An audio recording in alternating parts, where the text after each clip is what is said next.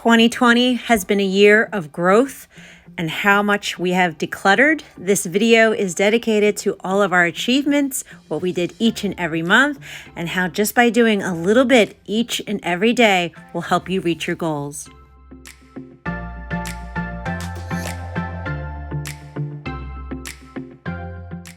In the beginning of 2020, I was still hiding my identity behind an iPhone and sunglasses. I was just too vulnerable to admit who I was, since I was sharing my mental struggles and showing all of my messes. But I wanted to reach my 2020 goals, so we started with our January no spend challenge, and that way we become more financially secure, because then I could let go of my hoarded stuff so much easier. Another thing that was one of my resolutions was to really start maintaining the house so it doesn't get so messy. So I adapted some of Fly Lady's cleaning system by cleaning up the sink and also adding the 2-minute hot spots. That way I wouldn't have lost everything that I had cleaned out in 2019. We also started decluttering toys because we had so much of it. And this was the first episode that I included my children in decluttering the plushies and some books. And I was proud. I'm so proud of what they had decluttered. In February, we started tackling the KonMari method again. They gave me some anxiety. I took a break on it, but I knew that I had to get back into it for my clothes because I had so much of them. And I really did dream of having a cleaner and more organized space like Marie Kondo said. So I decluttered a lot of the clothes. We started organizing them. That way it would be so much easier to get dressed each and every morning. We were also still chopping away at that playroom in the beginning of the year because it was just full of toys where they couldn't even play in the space. So the goal was to get that nice and tidy and clean so that they had a nice area to play in.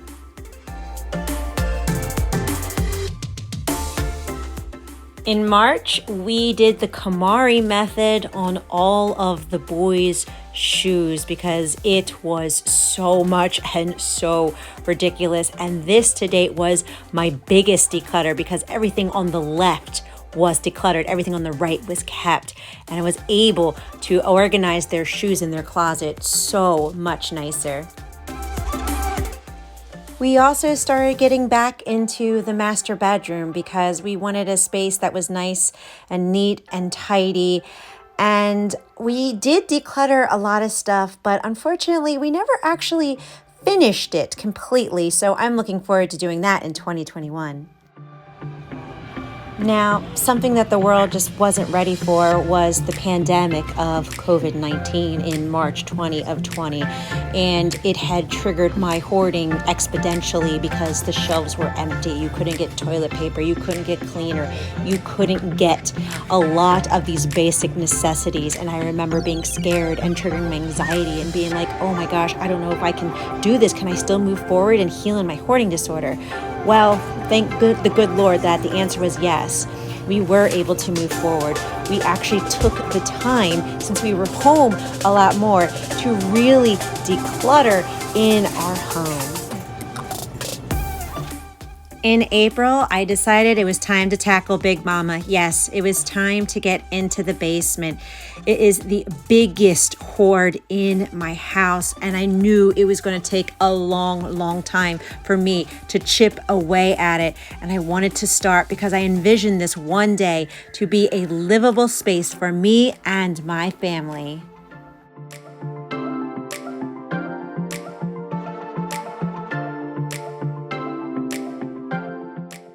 Another big project that we took on was the back shed. Hey, we were going to be home. We were in quarantine. We were in lockdown. We couldn't go out. Everything was closed. So since we were going to be home more and the weather was changing, it was time to finally get in this back shed and finally start cleaning out this area so that we can enjoy it during the spring and the summer.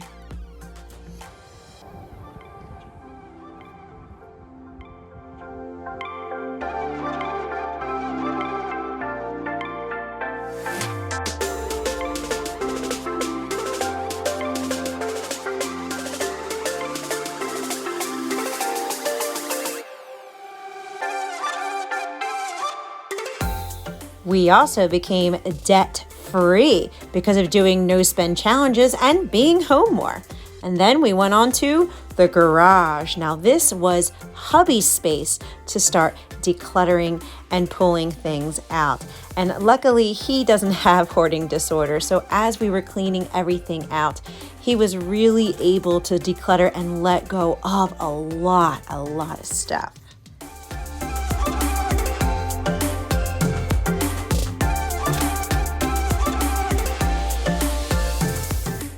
And each and every week, we continued to chop away and declutter in that basement as we slowly but surely opened up space down there. In June, we continued to chop away, and hubby was relentless with letting so much piles of stuff go each and every week. Our piles were getting bigger and bigger each and every episode, and I was just so happy to say that we were able to open up that space in his garage so that we could walk around and that he could use that space to work on his projects that he enjoys creating. And we still never gave up on decluttering the basement each and every week. As we decluttered more things, as we opened up more spaces, we continued to chop away at it. In July was when I opened up to my boss about my YouTube channel and how I was healing in my hoarding, and he had given me permission to create a video to declutter the office at work, and I was just very appreciative of that. But I have to admit, my biggest triumph in 2020 was revealing who I was and brave enough to say, yes, I struggle with hoarding disorder and I'm ready to heal. Yes, this is so weird feeling. Okay, here we go.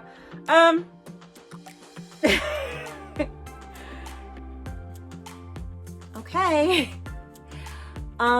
This is really weird looking at myself in the camera. I'm not gonna lie. So, this is what I look like. This is me, and I'm definitely feeling a lot of different emotions right now.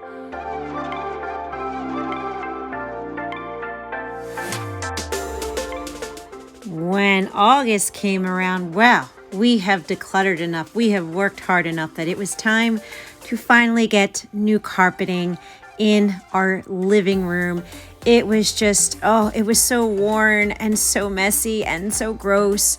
But we finally was able to have brand new carpeting installed.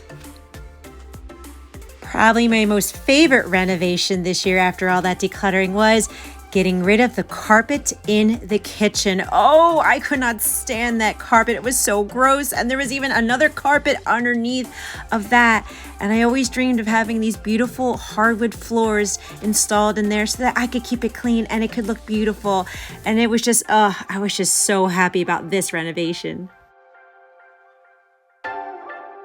And of course, we continued each and every week to keep cleaning the basement, to keep decluttering it, to keep opening it up and making more and more space in it. And there was just thousands upon thousands of things in this space.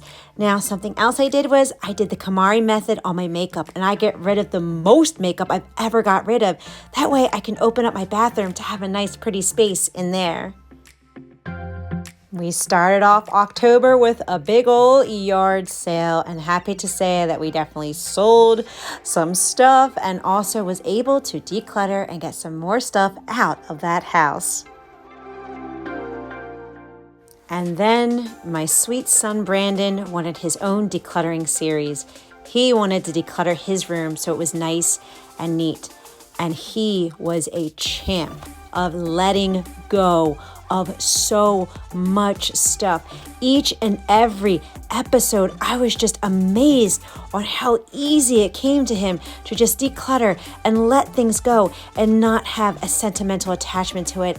I was just so incredibly proud of all of his achievements as we continued into November, decluttering it and finally getting his room completed.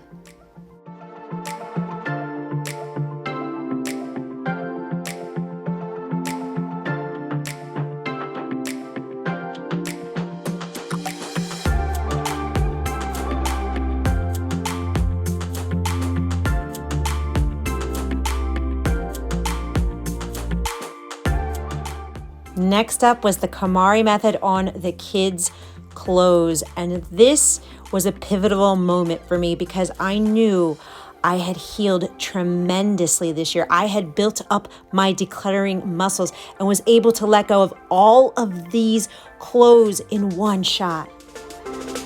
And then we went into Christmas. We did the KonMari Christmas clean out and we started decluttering piles each and every week. This is something that I had been wanting to go through. These are decades upon decades worth of Christmas decorations that it took us into December because there was just so much stuff that we had to go through. And I am proud to say that that was the biggest, most emotional declutter I ever had.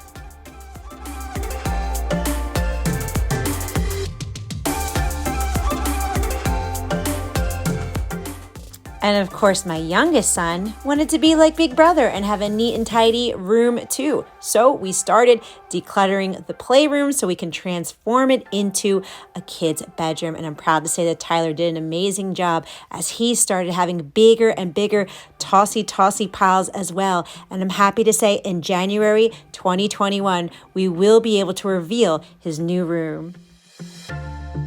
So I just want to thank each and every one of you for keeping me encouraged and keeping me strong as we have a huge year of decluttering thousands upon thousands of things. I could not have done it without all of you. And I am just looking so forward to us reaching our goals in 2021.